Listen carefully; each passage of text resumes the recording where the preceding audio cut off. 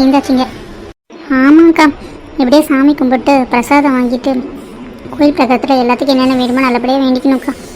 என்ன மட்டும் அப்படியே கிடச்சிருமாடி. அதானே இந்த ஊரில் இருக்கிறவங்களுக்கு இந்த கோயிலோட அருமை தெரியாதுங்கிறது உண்மைதான். ஏன்னா நாங்கள் வந்துட்டு தெரிஞ்சு தான் வந்திருக்கோம். இந்த கோயில் சாமி ரொம்ப சக்தி வாய்ந்தது, அதனால தான் திருவிழாக்காக வந்திருக்கோம். இந்த டைமில் சாமிக்கிட்ட நிறைய சக்தி இருக்குமா, என்ன கேட்டாலும் கிடைக்குமா. அதனால தான் எனக்கு பிடிச்ச மனுஷன் எனக்கு புருஷனாக வரணும்னு வேண்டதுக்காக வந்திருக்கேன். பாடுறா, அப்படியா டீ உன் மனசுக்கு வரது கல்வன்? அவர் ஒரு கருப்பு பேரழகன்கா, கருப்பு பேரழகன். இப்போதான் லைட்டாக எனக்கு புரியுது. என்னடி புரியுது? அதெல்லாம் சொன்னால் உனக்கு புரியாதுக்கா, பேசாம. உங்கள் அம்மா கிட்ட நான் எப்போ உங்களையெல்லாம் வர சொல்லி அனுப்பிச்சுட சொன்னால் இப்போ தான் வர சொல்லியிருக்கிறாங்களா? பூஜை முடிகிறதுக்குள்ளே வர சொல்லியிருந்தேன்ல, சீக்கிரம் போங்க, டைம் ஆகிடுச்சு. இல்லைக்கா, அம்மா போகதா சொன்னாங்க, அப்பவும் போகதா சொன்னாங்க, நாங்கள் தான் லேட்டாக வந்துட்டோம்க்கா. இங்கே பாருங்கடி, போய் ஆளாளுக்கு அவங்க மாப்பிள்ளையை கூப்பிட்டு வளையல் வாங்கிட்டு வந்து தர சொல்லுங்கள். அவங்க வாங்குற வளையலை நீங்கள் பார்க்கக்கூடாது, சரியா? அந்த வளையலை கொண்டு போய் பூஜையில் வச்சுட்டு அதுக்கப்புறம் சாமி கொடுக்குற வளையலை வாங்கி போட்டுக்கணும். ஆனால் ஒன்று, இதில் ஒரு பெரிய ட்விஸ்ட்டே இருக்காது. என்னங்கிறது நான் அப்புறம் சொல்கிறேன். என்னக்கா ட்விஸ்ட்டு? முதல்ல போங்கடி, போய் நான் சொன்ன வேலையை செய்யுங்க. அப்புறம் நீங்கள் 3 பேர் இங்கேயே இருங்க. அவங்க உங்களை கல்யாணம் பண்ணிக்க போகிறவங்கள மட்டும் போய் வளையல் வாங்கிட்டு வர சொல்லுங்கள். தம்பிகளாக போய் எல்லோரும் அவங்கவுங்க கல்யாணம் பண்ணிக்க போகிற பொண்ணுங்களுக்கு பிடிச்ச மாதிரி வளையலை வாங்கிட்டு வரணும், சரிங்களா? கடவுளே, ரகு எப்படியாவது எனக்கு பிடிச்ச மாதிரி வளையல் வாங்கிட்டு வந்துடணும். ஸ்ரீமாமா எனக்கு பிடிச்ச மாதிரி வளையல் வாங்கிட்டு வந்துடணும். கடவுளே, நான் என்னன்னு கேட்குறது? நான் யார்கிட்ட வளையல் வாங்குறதுன்னு எனக்கு தெரியல. எல்லாம் உங்களோட விருப்பம். என்ன முடிவு பண்ணுறீங்களோ அதுவே நடக்கட்டும், போதும். என்ன பிரதர், அந்த அக்கா பாட்டுக்கு வந்துட்டு வளையல் வாங்கிட்டு வந்து கொடுங்கன்னு சொல்கிறாங்க.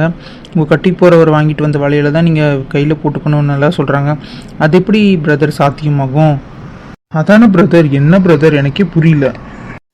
பிரதர், நான் ஒரு ஐடியா வச்சுருக்கேன் இதுக்கு. நான் சொல்கிறது தெளிவாக 2 பேருமே கேளுங்க. ஃபஸ்ட்டு நம்ம 3 பேர்த்தோட விஷயத்தை பற்றி நம்ம சொல்லணும். நாம் செலக்ட் பண்ணுறது தான் நம்ம லவ் பண்ணுற பொண்ணுங்க, அது எடுக்கணும். அதுக்கு நம்ம என்ன பண்ணணுங்கிறத நம்ம யோசிக்கணும் ஃபஸ்ட்டு. ஆமாம், அவங்கள தான் பிடிக்கும். அவங்களுக்கு என்னென்ன பிடிக்குங்கிறத நம்ம அந்த லெவலுக்கு யோசிக்கவே இல்லையே. என்ன ஐடியா? நல்லா யோசிச்சு பார்த்தா தெரியும்ண்ணே. எனக்கு தெரிஞ்சு அன்னைக்கு வந்துட்டு ரெட் கலர் தான் பிடிக்கும்னு நான் நினைக்கிறேன். ஏன்னா எப்போவுமே அவங்க எது எடுத்தாலுமே அந்த ரெட் கலர் வந்து இல்லாமல் இருக்கிறது இல்லை. ஸோ மேபி அன்னைக்கு வந்து ரெட் கலர் வளையல் ரொம்ப பிடிக்கும்ண்ணே. அந்த மாதிரி நம்ம ஏதாவது அவங்க ரிப்பீட்டடாக என்ன போட்டாங்களோ அதை சம்மந்தப்படுத்தி நம்ம வளையல் வந்து யோசிச்சு வாங்கணும். ஸோ அதை மட்டும் பிளான் பண்ணிக்கிங்க. அப்புறம் 2வது, நான் அவங்க 2 பேர்த்துக்கிட்டே தனியாக பேசணும்னு நினச்ச ஒரு விஷயம் இதுதான். இப்போது இவங்க கல்யாணம் அது இதுன்னெல்லாம் முடிவு பண்ணிகிட்டே போகிறாங்க இல்லைங்க, என்ன பண்ணுறதுன்னு எனக்கும் புரியல. நான் எப்படி மல்லிகாவை கல்யாணம் பண்ண முடியும்? நான் லவ் பண்ணுறது வந்து எங்கள் அத்தை பொண்ணு சுனிதாவை. அவளும் என்னை ரொம்ப சின்சியராக லவ் பண்ணிகிட்ருக்காங்க. அப்படி இருக்கும்போது எப்படிங்க?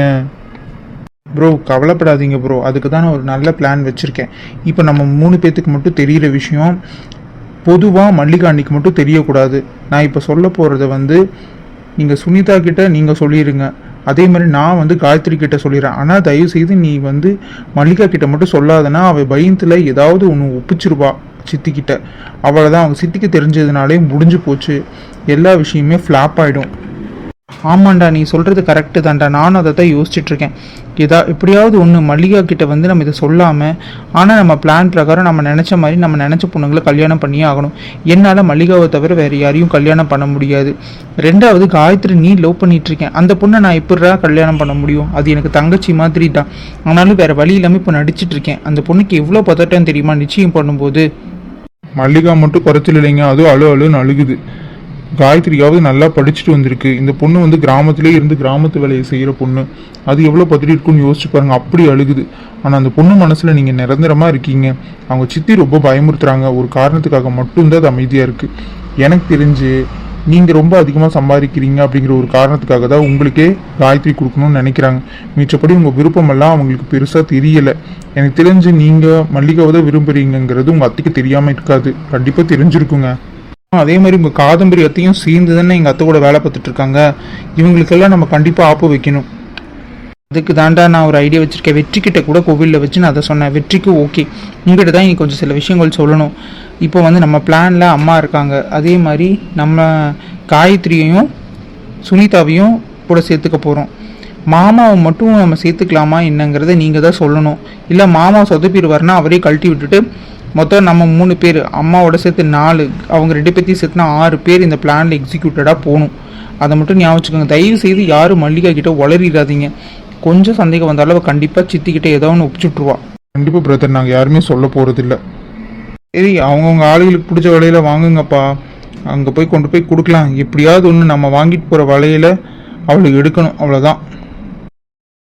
ஜோடியா நீங்கள் தான் வந்திருக்கீங்க சரியா? உங்கள் 2 பேர்த்து பேர் என்ன நான் தெரிஞ்சுக்கலாமா? என் பேர் சுனிதாக்கா, அவர் பேர் வெற்றி. அம்மா, இந்த கோவிலில் இருக்க சம்பிரதாயம் என்னன்னு கேட்டிங்கன்னா, கல்யாணம் பண்ணிக்க போகிற பிள்ளைங்க எல்லாமே அவங்கவுங்க புருஷன் கூட சேர்ந்து வளையல் வாங்கிட்டு வந்து இங்கே போடணும். அதாவது அவங்க வளையல் வாங்கிட்டு வருவாங்க, நீங்கள் தெரியாமல் இருக்கணும். இந்த வளையல் எல்லாத்தையுமே இந்த மரத்தில் கூத்து வைப்பாங்க. நீங்கள் கரெக்டான வளையல் அவங்க வாங்கிட்டு வந்ததை கண்டுபிடிச்சி கொடுத்தா உங்கள் 2 பேர்த்துக்கும் ஜென்ம ஜென்மமாக இந்த பந்தம் தொடருதுன்னு அர்த்தம். அதே மாதிரி இந்த ஜென்மத்தில் நீங்கள் 2 பேர் தான் ஒன்று சேர போகிறீங்கன்னு அர்த்தம். அதனால தான் இப்படி சொல்லியிருக்கு. இது காலகாலமாக நடக்கிற ஒரு நடைமுறை. ஸோ ஃபஸ்ட்டு நீதாமா இதை எடுக்க போகிற. நிறையா இருக்கும், மற்றவங்க வாங்கிட்டு வந்து போட்டதும் இருக்கும். அதில் சும்மா எம்டி பாக்ஸ் முதற்கொண்டு வச்சுருப்பாங்க. ஏன்னா உங்களை குழப்பறதுக்காக கரெக்டான பையை பார்த்து எடுத்துகிட்டு வாங்க. ஆனால் ஒரு டைம் எதை தொட்டு எடுக்கிறீங்களோ அதை திருப்பி மாற்ற மாட்டோம். அதை தான் நீங்கள் கொண்டு வந்து கொடுக்கணும் சரியா? மாமா, எனக்கு ரொம்ப பயமாக இருக்குது மாமா. இதை கண்டிப்பாக எடுத்து தான் ஆகணுமா? இது ஒரு வழக்கம் தானே தவிர இது 100% உண்மையான்னு தெரியாது. இந்த கோவில் சம்பிரதாயம் தானே சொன்னாங்க. நீ ஏன் பயந்துக்கிற? போய் எடுத்துட்டு வா. இல்லை மாமா, எனக்கு கொஞ்சம் பயமாக இருக்குது, அதனால தான் கேட்குறேன்.